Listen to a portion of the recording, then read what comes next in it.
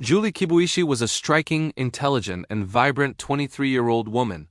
She was a dancer, an aspiring fashion designer, and someone who naturally drew people toward her. Friends described her as magnetic, warm, and full of life. Anyone who met Julie seemed to instantly adore her. She was creative, stylish, and deeply loved by those closest to her.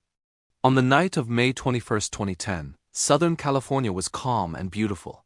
Julie went out to dinner in Long Beach, expecting nothing more than a normal evening. But sometime that night she vanished. Her phone went silent. Friends began texting her over and over. "Hey Julie, your mom called me. Can you call me? Are you okay?" The messages kept coming, but there was no response. By the next day, Julie's mother knew something was terribly wrong.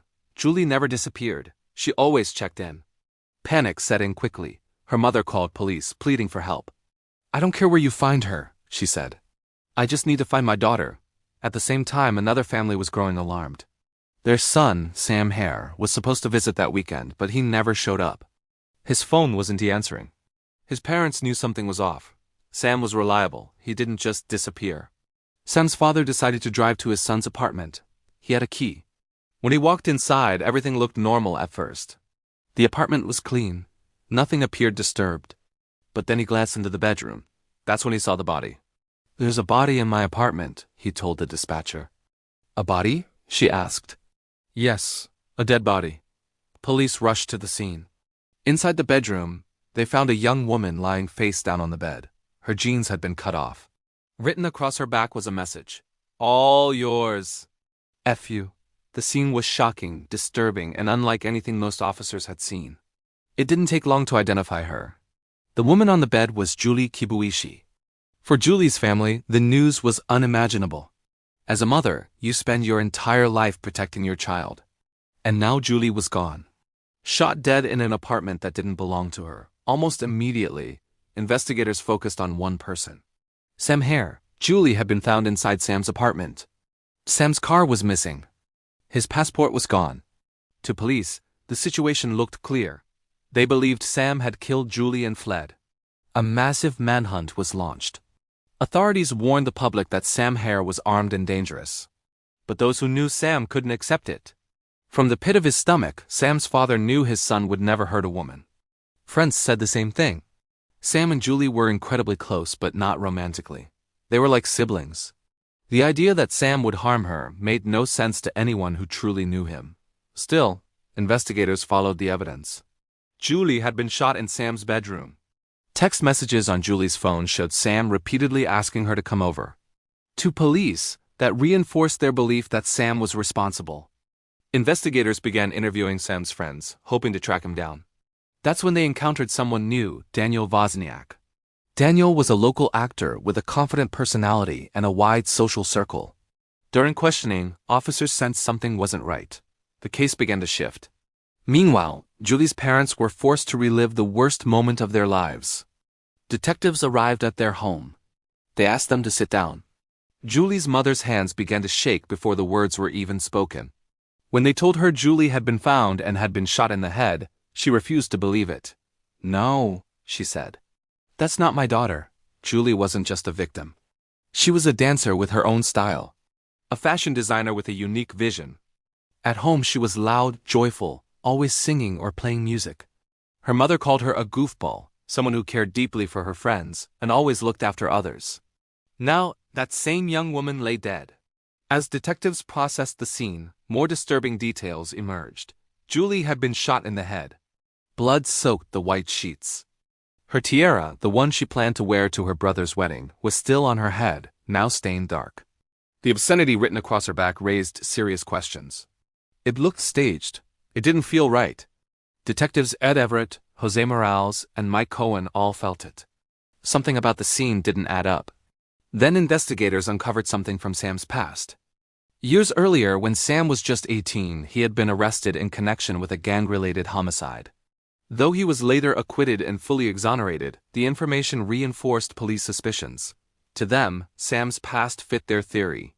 Sam was their suspect. But his friends told a very different story. Sam had turned his life around. He enlisted in the army. He deployed to Afghanistan. He saved nearly every dollar he earned, more than $60,000.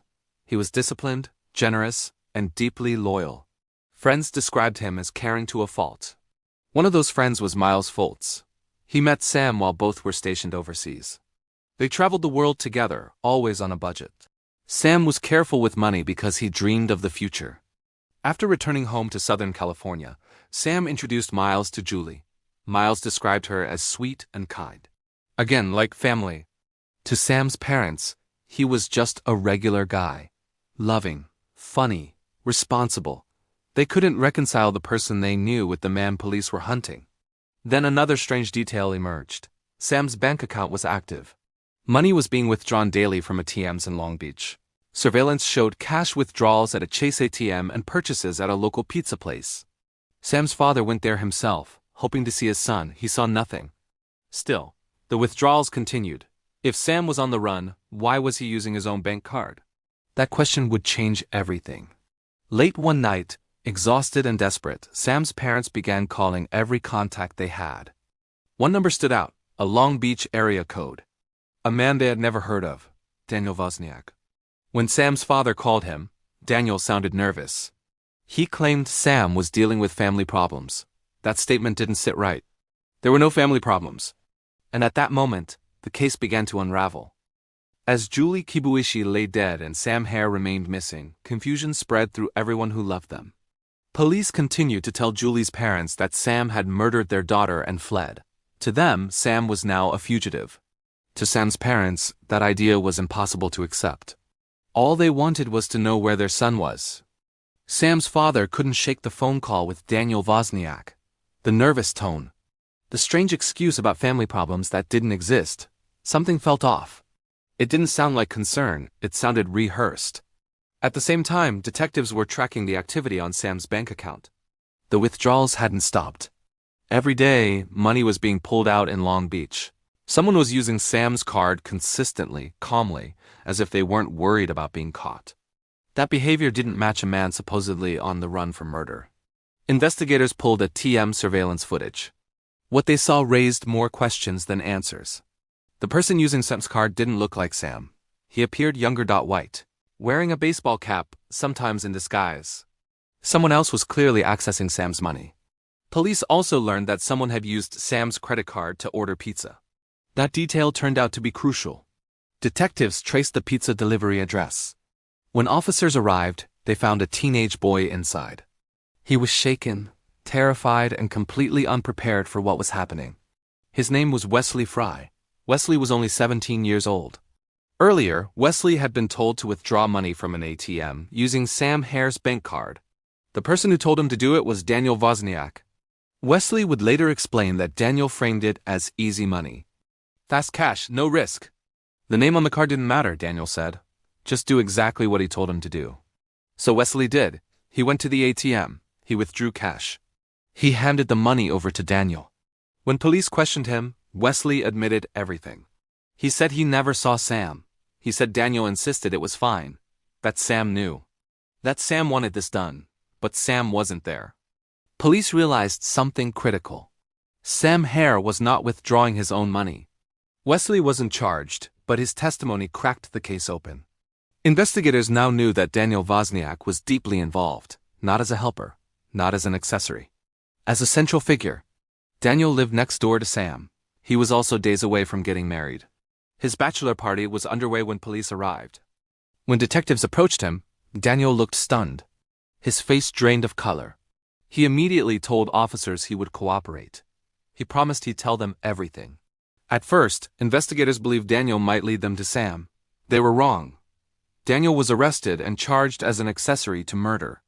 During interrogation, he spun a story. He claimed Sam had shown up panicked.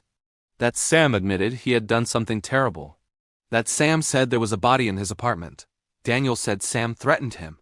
Said if Daniel told anyone, he'd kill him. According to Daniel, he helped Sam out of fear, but his story didn't stay straight. Detectives pushed him harder. Details shifted. Timelines changed. The mysterious man in the black hat. Daniel claims Sam left with suddenly disappeared from the narrative. Under pressure, Daniel contradicted himself repeatedly. He insisted he never saw Julie's body. Then he admitted he had. He denied being in the apartment, then said he was. He said he didn't know when Julie was shot, then described details only someone at the scene would know. The biggest red flag came when Daniel claimed he saw 2 gunshot wounds in the back of Julie's head.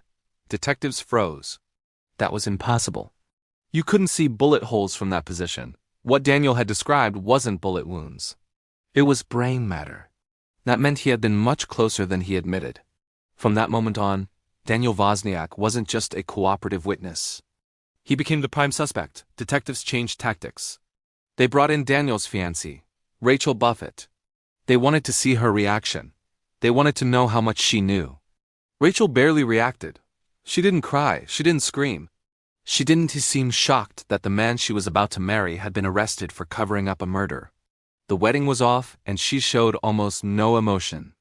To detectives, that silence was deafening. They separated Daniel and Rachel, then recorded a phone call between them from jail. What they heard stunned them. Daniel asked about a backpack. Rachel panicked. The backpack had been given to Daniel's brother, Tim, with instructions to get rid of it.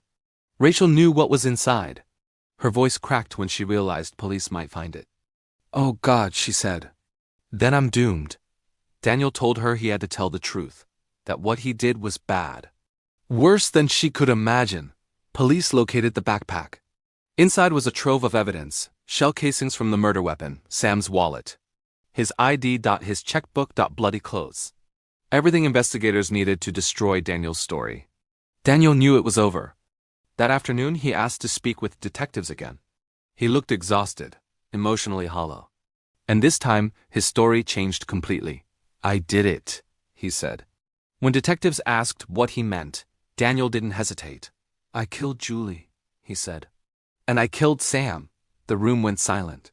Sam Hare wasn't on the run. Sam Hare was dead. Daniel calmly explained that he had murdered Sam first, then Julie. He even told detectives what he did with Sam's body. He said he dismembered him, scattering body parts across a park. The horror of it was overwhelming. For Sam's parents, the news was devastating beyond words.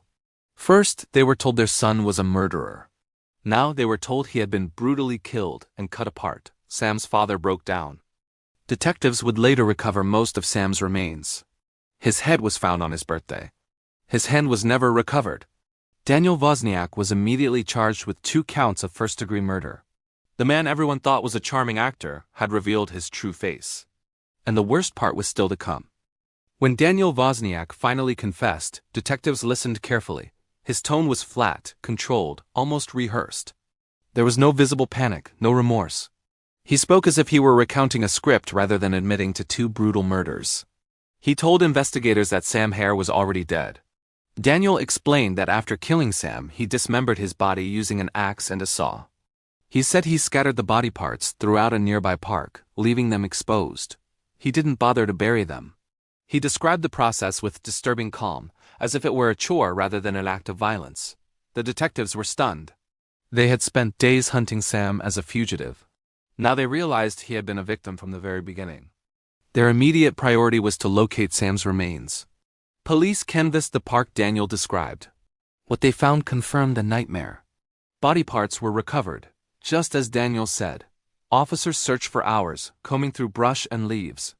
The brutality of what Sam had endured was overwhelming even for seasoned investigators. Sam's father was called in.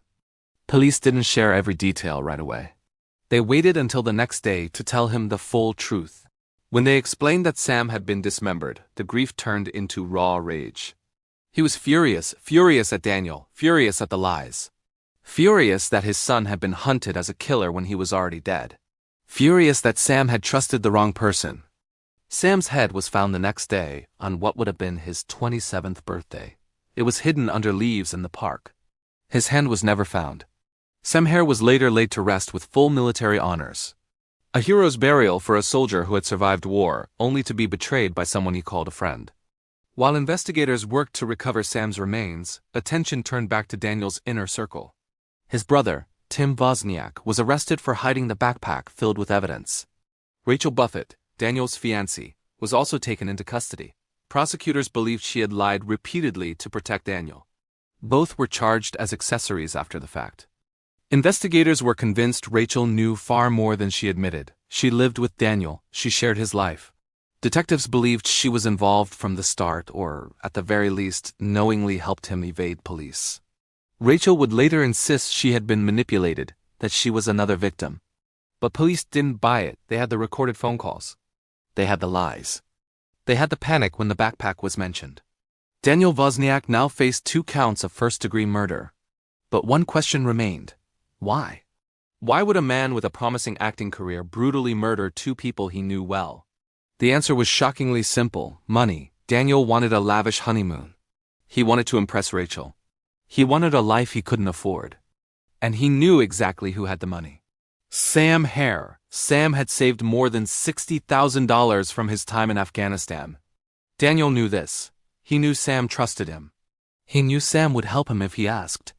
Daniel told police he lured Sam to the attic of the community theater where they both worked. He said he pretended to need help moving something. Sam, being Sam, agreed without hesitation. According to Daniel, Sam turned his back. That's when Daniel shot him. Once wasn't enough. Sam was still alive. He was begging for help. He didn't understand what was happening. Daniel reloaded and fired again. After killing Sam, Daniel took his phone, wallet, and bank cards. Then, unbelievably, he went on stage that night and performed in a musical. Cast members later said Daniel seemed completely normal, calm, focused. He delivered an excellent performance. No one suspected he had just murdered his friend. After the show, Daniel returned home and began the next phase of his plan. He texted Julie Kibuishi from Sam's phone. He told her to come over. He insisted. He pushed.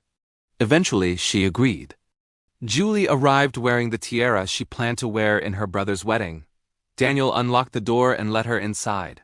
He led her into the bedroom. He told her to look at something on the bed. As she leaned forward, he shot her twice in the back of the head. Then he staged the scene. He cut off her jeans. He wrote the obscene message across her back. He wanted police to believe Sam had raped and murdered her. Daniel wanted Sam blamed for everything. The following morning, Daniel returned to the theater. Sam's body was still there. That's when Daniel dismembered him. Later, Daniel admitted he found the process amusing. He laughed. That detail horrified everyone who heard it. Prosecutors would later describe Daniel as a man without a conscience. Someone who viewed human beings as tools, obstacles, sources of money. The case was now overwhelming. The evidence was undeniable. Daniel had confessed. Physical evidence tied him to both murders. Prosecutors announced they would seek the death penalty. Daniel pleaded not guilty. Despite the confession, the case dragged on for more than 5 years. Motion after motion delayed the trial. The families were forced to relive the trauma again and again. During that time, Daniel seemed to enjoy the attention. He smiled in court. He gave interviews, he appeared on television shows. To the families, it felt like he was performing again. But eventually, the trial date arrived. Daniel Wozniak would finally face a jury. And justice, long delayed, was about to begin. Despite Daniel Wozniak's detailed confession, the road to trial was anything but quick. Months turned into years. Then years stretched into more than 5. For the families of Sam Hare and Julie Kibuishi, justice felt endlessly out of reach. Motion after motion delayed the case. Defense attorneys filed challenges accusing prosecutors and investigators of misconduct. Hearings piled up. Court dates came and went. Each delay reopened wounds that never had time to heal. For Sam's parents, it was torture. They watched Daniel enter the courtroom again and again, smiling, laughing, acting as if this were just another role. He wore an orange jumpsuit and bounced with energy, greeting people as if he were enjoying the attention. To them, it was unbearable. Julie's family felt the same frustration. Their daughter's name was rarely spoken during the endless procedural hearings. It was as if the case had become more about Daniel Wozniak than the 2 young lives he destroyed. Prosecutor Matt Murphy never forgot who the case was really about. To him, this was one of the most horrific crimes he had ever seen, a calculated double murder, a plan driven by greed. A betrayal of friendship so cold it defied comprehension. When the trial finally began in December 2015, the courtroom was packed. Daniel Wozniak sat at the defense table, expressionless. The prosecution laid out its case carefully, methodically. They painted a clear picture of premeditation. They showed how Daniel planned every step, how he targeted Sam for his money, how he used Julie to frame Sam. Search histories were presented to the jury. How to hide a body, fastest way to kill someone. Sandals resorts. To prosecutors, it told the entire story. This was a man planning murder so he could pay for a honeymoon. The jury heard about the gun Daniel used. A weapon stolen from his own father. They saw the backpack filled with evidence. Sam's ID, his wallet, blood-soaked clothing, shell casings. From a forensic standpoint, the case was overwhelming. Witness after witness took the stand. Wesley Fry testified about withdrawing money from Sam's account. He described Daniel's instructions. The pressure. The lies. He described seeing Daniel smile even as police closed in. Rachel Buffett's recorded interrogation was played. Jurors listened as lie after lie unraveled. Prosecutors counted at least 19 false statements. Rachel's defense insisted she was manipulated. That she didn't know the full truth. That she was another victim of Daniel's control. The prosecution disagreed. They argued she didn't need to know every detail. She only needed to know enough to lie, enough to protect him, enough to obstruct justice. Daniel's defense team declined to call any witnesses. After days of testimony, the case went to the jury. For Sam's father, sitting behind the man who murdered his son was unbearable. He knew nothing would bring Sam back. But he needed accountability. He needed the truth acknowledged. The jury deliberated for just 2 hours. When they returned, the courtroom fell silent. Daniel Wozniak was found guilty of murdering Sam Hare and Julie Kibuishi. There was relief. But it was incomplete. The trial moved immediately into the penalty phase. The same jurors would now decide whether Daniel would receive life in prison or be sentenced to death. Prosecutor Matt Murphy believed the death penalty was warranted. Not out of vengeance, but because of the cruelty, calculation, and lack of remorse shown in the crimes. He wanted the jury to hear from the families. Julie's mother took the stand. Her pain was raw. Her voice shook as she described the daughter she lost. The dreams that ended. The life stolen. Sam's parents spoke next.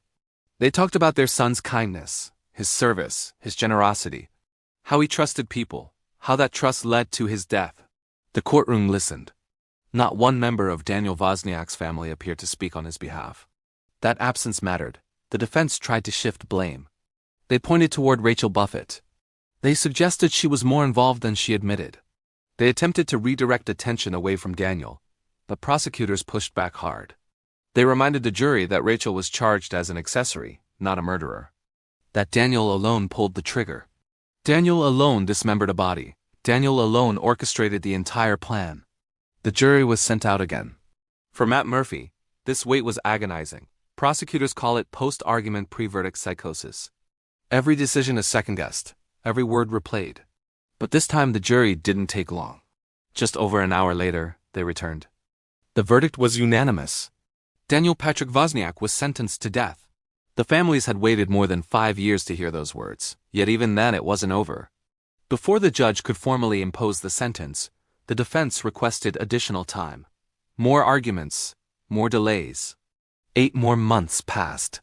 Finally, the day arrived when the families could address the court directly. Sam's father stood, surrounded by fellow combat veterans who had served with his son. He spoke directly to Daniel. He called him a coward, a manipulator, a poster child for the need for justice. His voice carried years of anger and grief. Then Julie's mother spoke. She asked why her daughter had been taken, why she had been degraded, why someone could do something so cruel to a young woman who had done nothing wrong. Daniel did not respond. The judge then delivered the sentence. Daniel Wozniak would suffer the death penalty. For the families, it was justice, even if it could never be enough. Even after Daniel Wozniak was sentenced to death, the legal process still wasn't finished. One more person had yet to face judgment for what prosecutors believed was deliberate deception in the aftermath of the murders, Rachel Buffett. Nearly 2 years passed before Rachel stood trial. By then, the shock of the murders had faded from headlines, but not from the families who lived with the loss every day. For them, Rachel's role mattered. They believed she had helped Daniel evade justice during the crucial early hours after the killings. Prosecutors argued that by Monday morning, Rachel knew enough. She knew Julie had been murdered. She knew Sam was missing. She knew Daniel was connected. Yet she said nothing. Instead, they said, she lied repeatedly to protect the man she loved. Rachel was charged with being an accessory after the fact, accused of deliberately misleading police during her recorded interrogation. Prosecutors focused heavily on her statements, replaying the interview for the jury. In it, Rachel echoed Daniel's original lies. She repeated the story about Sam having family problems. She told police that Sam had confided in her. Prosecutors immediately dismantled that claim. There were no family problems. Sam's parents were close with him. Daily contact. Constant communication. The idea that he would confide something so serious to Rachel instead of his own parents made no sense. The lies didn't stop there. Rachel denied knowing anything about evidence. She denied any effort to help Daniel. But recorded phone calls told a different story, calls in which she panicked about the backpack. Calls in which she discussed what could or couldn't be found. To prosecutors, it showed awareness. Consciousness of guilt.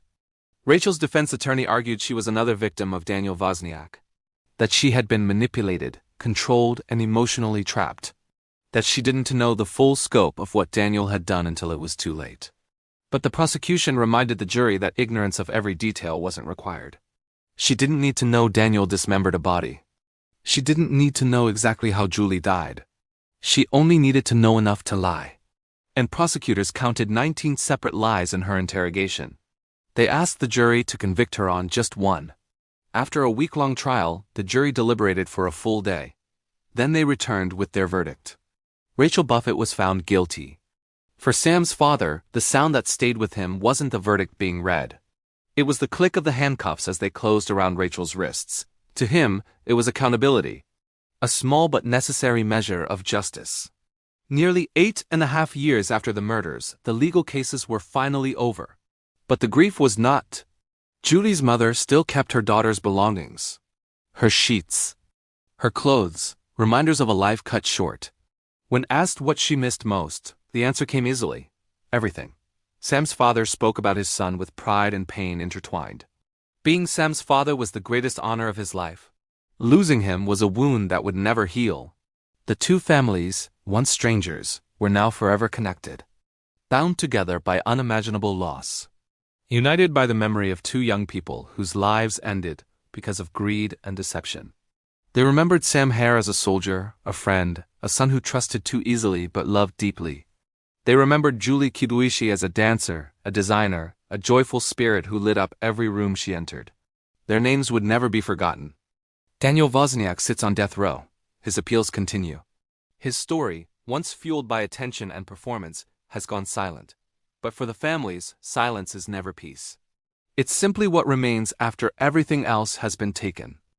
After the verdicts were delivered and the courtroom emptied, there was no sense of celebration for the families left behind. Justice had been spoken aloud, but it did not restore what had been taken. It did not bring Sam Hare back home. It did not return Julie Kibuishi to the life she was building. For Sam's father, the days that followed were quiet and heavy. The noise of court proceedings, the endless motions, the years of waiting had finally stopped. What remained was the reality that his son was gone forever. A soldier who survived war, only to be murdered by someone he trusted. Sam was remembered not for the way he died, but for how he lived. He was generous, disciplined, and loyal. He saved his money, planned his future, and helped anyone who asked. His parents spoke often about his kindness, about the way he never hesitated to show up for friends. That same instinct to help had cost him his life. Julie's family lived with a different kind of silence. Her laughter was gone. The music that once filled their home had stopped. Her mother still spoke of Julie as a goofball, a young woman who danced through life, who cared deeply for her friends, who dreamed of creating something beautiful through fashion. Julie was more than a victim. She was a daughter, a sister, a friend. She was a young woman who trusted the wrong moment, the wrong place, the wrong person. And for that she paid the ultimate price. Daniel Wozniak's name would always be tied to theirs. But the families refused to let him define the story. They spoke publicly whenever they could, repeating Sam and Julie's names so they would not be forgotten. They reminded people that this case was not about an actor seeking attention or a sensational crime. It was about two lives stolen from money. In the years following the sentencing, appeals moved slowly through the system. Daniel remained on death row, continuing to file motions. For the families, the appeals were painful but expected. They understood the process, even if they hated it. What mattered to them was that a jury had heard the truth, that the lies had collapsed, that Sam Hare was no longer remembered as a suspect, but as a victim, that Julie Kibuishi was no longer reduced to a crime scene, but honored as the person she was. Rachel Buffett served her sentence and faded from public view. Her conviction closed the final chapter of the case in court, but questions about her choices lingered. For the families, her punishment mattered less than the acknowledgement that she had not been honest when it mattered most. As time passed, grief changed shape but never disappeared. Holidays were harder, birthdays were reminders. Ordinary moments carried an undercurrent of loss. Sam's parents continued to speak to veterans, to parents, to anyone who would listen, reminding them to hold their loved ones close. Julie's mother held onto her daughter's memory through stories, through photographs, through the things Julie loved. She spoke of her not in past tense, but as someone still present in her heart. The bond between the Hare and Kibuishi families remained strong. They understood each other in ways few others could. Their loss connected them permanently, a shared grief forged by unimaginable cruelty. They stood together at memorials. They supported each other through anniversaries. They spoke the names Sam and Julie aloud, over and over, refusing to let time erase them. In the end, this was not a story about a criminal mastermind or a shocking twist. It was a story about greed, about manipulation, about how one man valued money over human life. And it was a story about love. The love of parents for their children. The love of friends who refuse to believe lies. The love that survives even when everything else is taken away. Sam Hare and Julie Kibuishi are remembered not for how they died, but for who they were.